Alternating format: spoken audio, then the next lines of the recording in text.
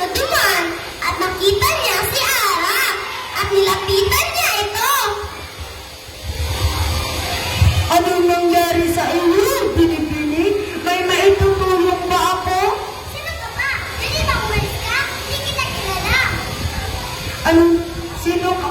Ay, hala, ang sungit mo naman, Bini-Bini. Kung ayaw mong tulungan kita, o sige, ako'y alis na. Ang ganda mo pa naman, masungit na. Sandali! Pasensya na! Kailangan ko talaga ng tulong mo. Maaari mo ba mawala dahil sa paglakas? Akala ko, ayaw mo. Tutulungan kita, pero sa isang kondisyon. Ano? May posisyon pa? Ano yun? Maaari ko bang malaman ang pangalan ng magandang Bini-Bini sa aking harapan? Sige na nga! Ako si Ala! Bagay sa iyong pangalan mo, magandang Bini-Bini. Tulungan mo ba ako? Hindi! Maganda sana, mataray lang.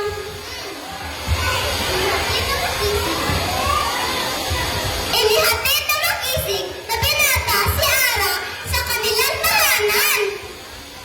Isa naman sa iyo, pagdating ka ng Ikolero.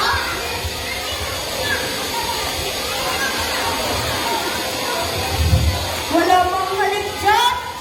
Ha? Meron! Sandali lang!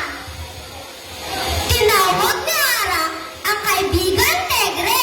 Inutusan niya itong habulin at takutin ang binata na si Nardo. Naku po! Tama na! Pigilan mo siya! Patawad!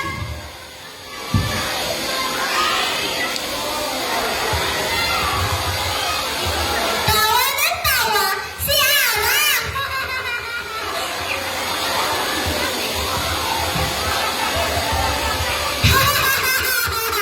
Buti nga sa'yo! Pinahinto ni Ara ang kaibigan Tegre. Humingi ng tawad si Nardo sa pagiging presko. Ganon din si Ara. Humingi siya ng tawad sa pagiging masungit niya. Napagtanto niya, kailangan pala natin ng tulong ng sinuman. Simula noon, naging malapit sa isa't isa si Ara at Nardo. Palagi na silang magkasama sa bukid hanggang nahulog ang kanilang loob sa isa't isa. Ikinuwento ito ni Ara sa kambal ang tungkol sa binata at masaya si Aya para kay Ara. Isang araw, nangunguha ng prutas si Aya. Nahirapan siyang kunin ang mga prutas dahil nasa dulo ito ng puno. Biglang may lumapit na gwapo at matipunong lalaki.